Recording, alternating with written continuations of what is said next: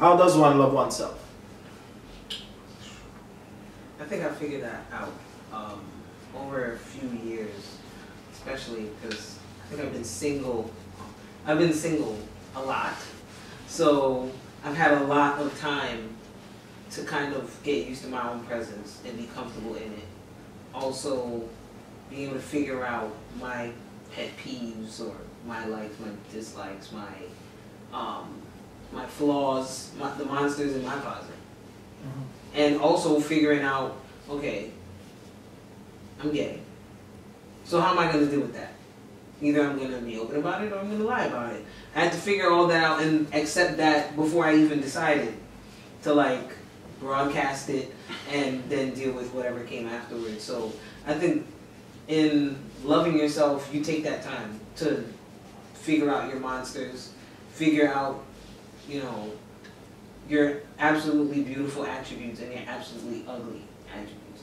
And sometimes go to a therapist. Hey, figure it out. Work it out. So you believe in therapists? I believe in a neutral party that you can talk to.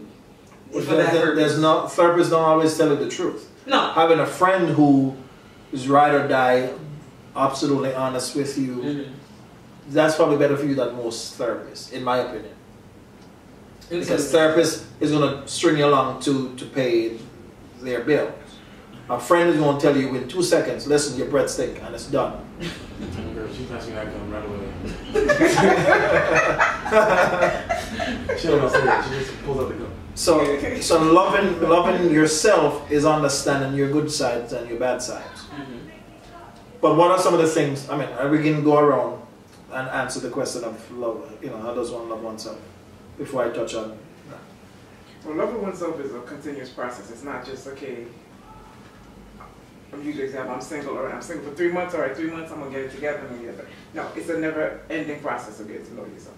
It's hard. It's very hard and it's scary. From my experience, it's mm-hmm. scary because you have to deal with yourself.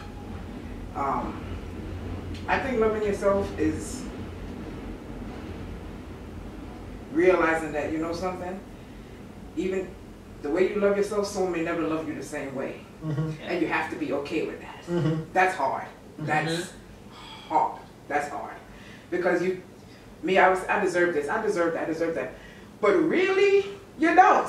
It's what you give yourself is what you really left with. Mm-hmm. And that, I'm still learning today, is hard. It's hard, it's so hard. Because we get into these relationships and you're like, but I'm such a good person, but so why are they like that? Da, da, da, da, da. But you can't be mad. Because if they haven't dealt with themselves and loving themselves, you're getting what they've given themselves. Yeah. You know what I'm saying? Yeah. At max. Yeah. So it's like. So for me, loving myself might be that I don't brush my teeth when I wake up. Honestly, I'm on the subway going to class last week, and I thought to myself, why do grown folks don't brush their teeth? This young man, at least 4 feet away from me, and he's chewing whatever he's chewing to camouflage the bad breath, and I'm smelling him, and I'm going, if you are you're not a baby, you're a grown adult, and your body ought at 8 o'clock in the morning smell like this, you don't love yourself. So again, that's why I brought it up, where, you know, for some people, their limitation of how they love themselves is down here. Yours might be up here, but then you want to have a relationship with that person. Two totally different. They think, oh, you think you're too good for me? I am, actually. You're too good for me. You know, so for the fact that for you it's difficult to love yourself and to embrace your truth, imagine what that other person is dealing with and whatever they're coming with. And if they're not at the place where you are, to be honest about where they are with themselves and how, knowing the steps that they need to take to get to a better themselves or a better me, whatever the steps might be. You know, so what's your idea of how does one love oneself? I think it's different for everyone, right? You have people who never learn to love themselves. And you have people who have a false identity of where they think they love the person that they portray themselves to be. They don't love the person they actually are when they're behind closed doors. And a lot of times I think with social media and all these other things, you can almost create the person who you want to be, and people love that person, but you don't often expose who you truly are, because people either A, don't want to know who they are, or they just don't know what they don't know. They don't take the time enough to spend time with themselves and by themselves to allow themselves the opportunity to get to know who they are. So you have people who have come to this level of enlightenment, if you will, where they have, you know, spent time alone, whether it be without friends, without relationships, etc., just to study who they are, why they do what they do, why they think what they think. And people who constantly need to be with someone, whether it be a friend or a relationship, so they don't have to realize who they are. But they love the company because they love the fact that they can escape from who they really are, versus the idea that who I am, whether it be flawed, which we all are, or not, is okay. So I don't know that you can say there's one particular way of doing it, but there are ways of doing it that are productive, and ways that are doing it that are unproductive, and ways to do it to where you avoid having to unleash the inner beast, if you will. Before you go to the next, there's something you said that this person that loves company that always have to have someone around. But it's funny though, that person, even though they're trying to not deal with themselves, when they're dealing with a person, the person is really seeing who they are. Correct. You feel what I'm saying? And then that person can be like, oh my God, but they still can't deal with it. But is that person a friend though? Because if you know who the person is and you aren't helping them to see it, why not? No, what if you are? But they're like, no. Some people are not ready to move on. They're fighting it like, no. Well, some people are not ready to move on. I mean, there's a thought I had in my head.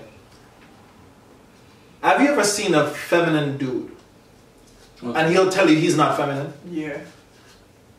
That's just me. But that's I mean, self-identity. But, yeah. But self-identity also helps in self-love. Face the truth. Am I balding? Part of it. Am I short? No. So then embrace where you are. And again, loving oneself is just that. Whatever my truth is, I am. And most of us use those two words, I am, and create a whole definition of negativity behind it. And then say, that's what I am.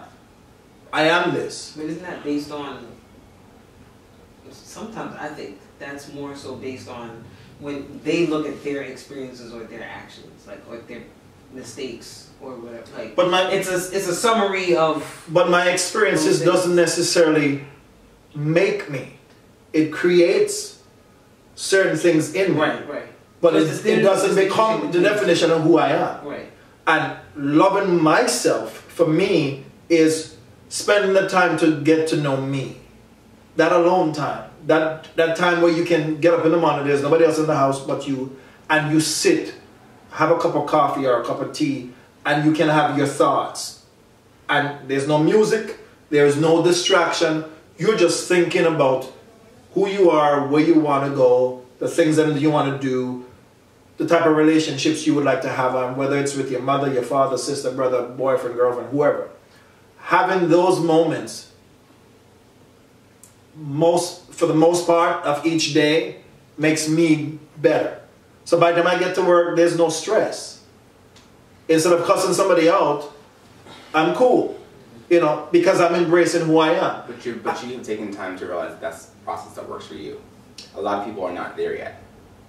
Right, so I agree and disagree with that, because there are certain people who bitch every single day about their circumstance and where they are, and they blame external experience that shape who they are, other than themselves who are shaping it. Right, but what I'm saying is you recognize that through spending time with yourself and by yourself before you encounter the world, if you will, it's a necessary part in you getting to know who you are, right? I was doing that from when I was a boy. Know, but that's your process, and many people I understand that, but again, I understand that that's your process, my process. The bottom line is, we're individuals, and this is the reason why we're bringing it up, because individuals, whatever age you might be, got to recognize that you are the captain of your soul.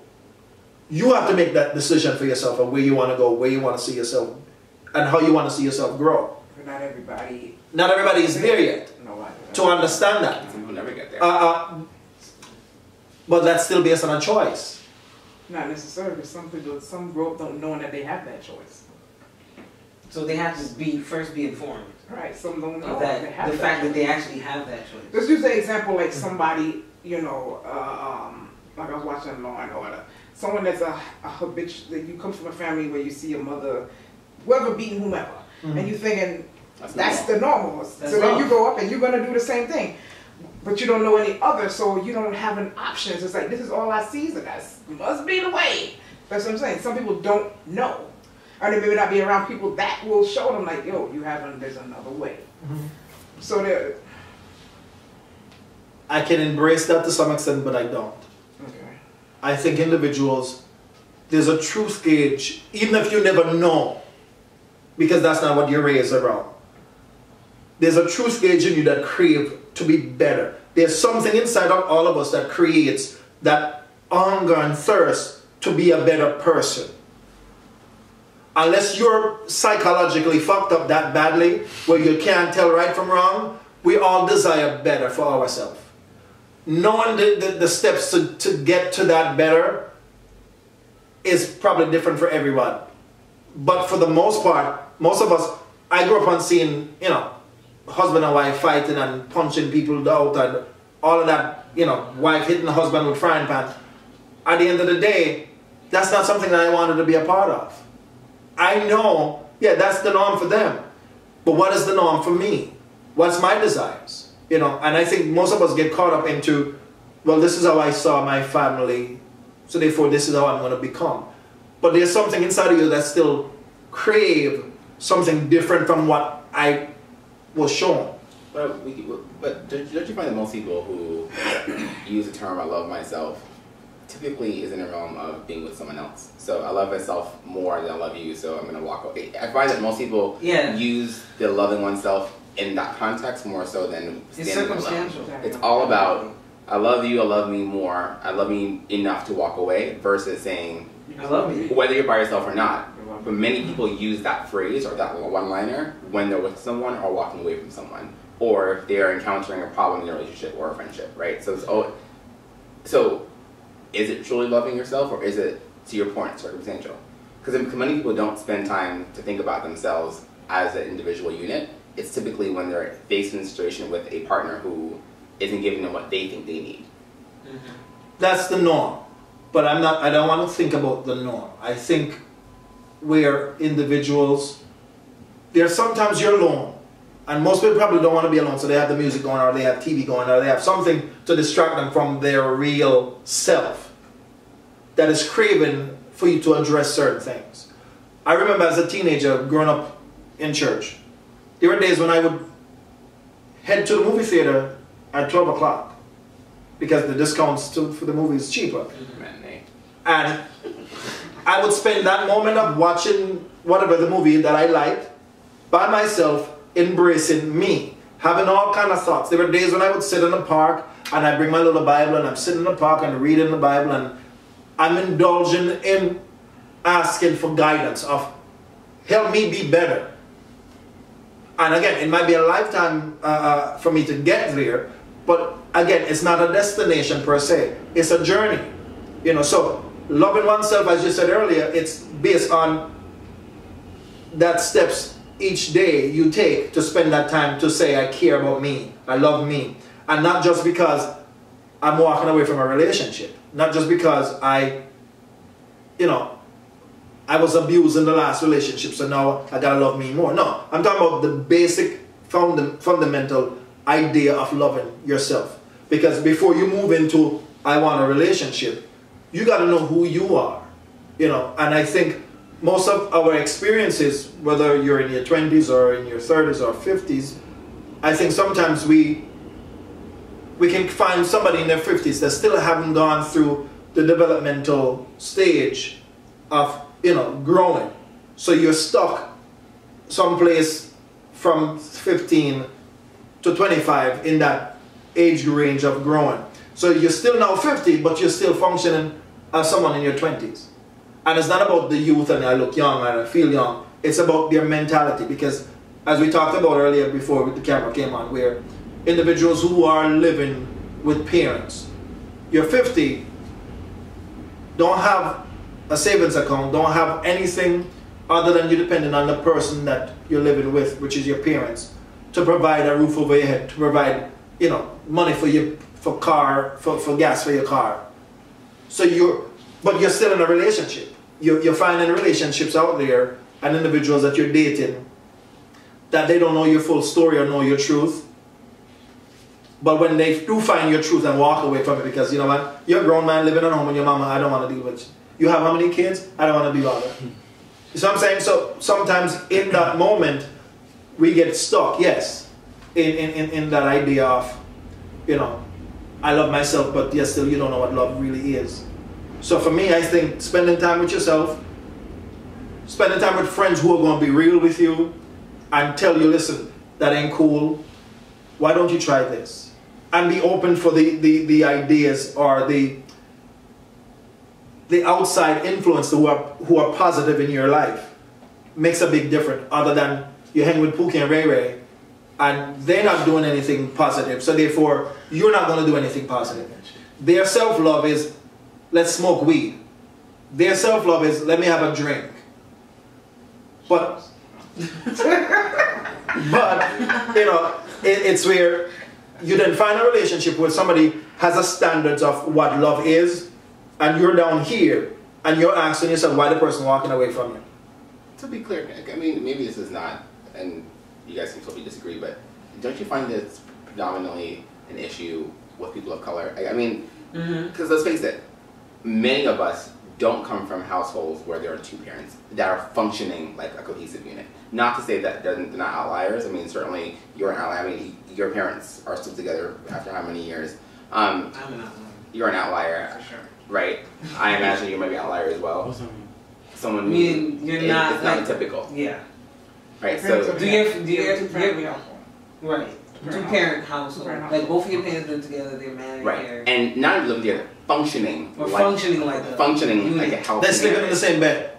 Hello. Well, and not even that. And only not that even bit. that. And only That's a part of it too, because a lot of people are Well, still that's together a part for of it. 25, 30 But- years, and not but they're not suggesting- living True. the life of husband and wife. But I'm not suggesting that there aren't white folks or other people of other ethnicities, excuse me, who face similar challenges. But by and large, it is a predominantly Hispanic and Black issue where you don't come from a household that has nurtured the love, if you will. It's the norm is to have one parent, usually the mother, taking care of everyone else. She's not treated like she's supposed to be treated as per whatever standards that are ruling in that roost, right?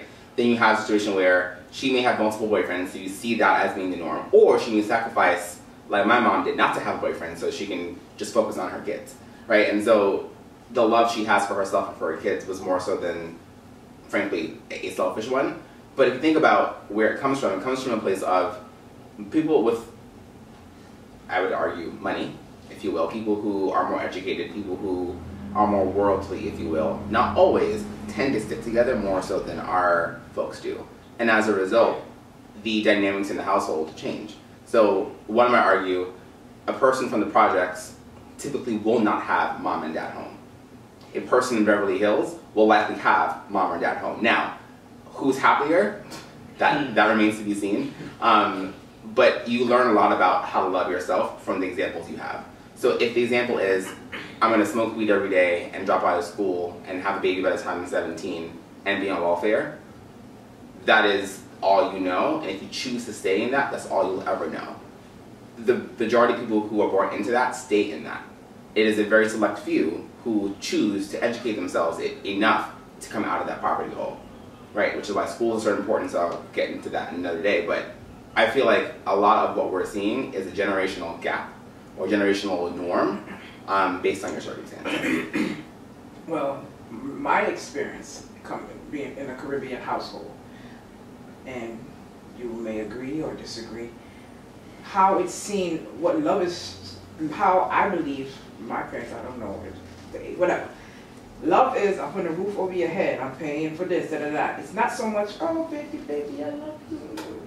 It's more so, I'm providing for you. That's how they show their love. I'm going to work, I'm doing da-da-da-da. Yeah. And I'm not saying that's wrong, but again, that could be coming from how they were raised. You know, it's how Yeah, they were raised. yeah. It's a like part of- I have a roof over your It's a head, part of you know. their It's not that, nurture. love It's a you, cultural hugs norm. them, Yeah, it's you a know. cultural thing. So I look at that, and for me, if I had kids, I have to have a balance because I see that's important, but I see also showing and having that closeness with your child is necessary. The bond. It has to be Yeah. that bond. It can't. Yeah. It's all good providing all that, but there has to be that other connection. Not And from my example, I'm grateful, thankful for what my parents have done, but I do wish there was a little more of the bonding, so to speak. Yeah.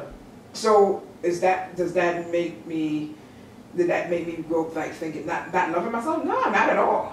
Because you Because I have have a something in different- you that called Not at out all. for more. Yes. More than what I know I desire. But you have higher standards for people who you allow to bond with you, though. Yes. Right. So that is a direct impact to you. Yeah, from- from what I've read. Correct. Exactly. So the people that you choose to call yourself a mate with, you need to bond with them at exceptionally high level, or else it doesn't happen at all. Exactly. Right? Because you didn't have that as much growing up. Right. So there's a direct link. To But that. no, I Well, think she did have. I disagree. Well, Because you probably had it, but you're saying you wish She you wants. had more. No, she mentioned about having a balance. it has to be a balance. Because my thing is, if I meet somebody and they don't have a college degree, I'm not gonna beat you up for that. Right.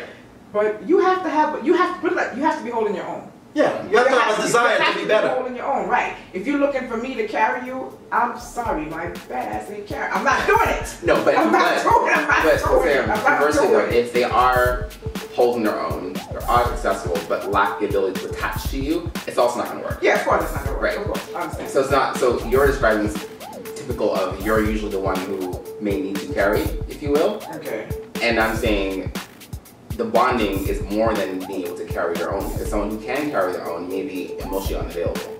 Yeah. And in that case, if they can't so bond next so to I'm you, saying it has to be a balance. Right. It has to be because But exactly what he just said about emotionally unavailable. That almost sounds like I'm calling your house and you're home, but you're not available to actually talk. but it's a choice. It's a choice by most of us who choose not to let someone in because I just don't know how to trust. Or the psychology behind it, I'm sure. that's not my problem.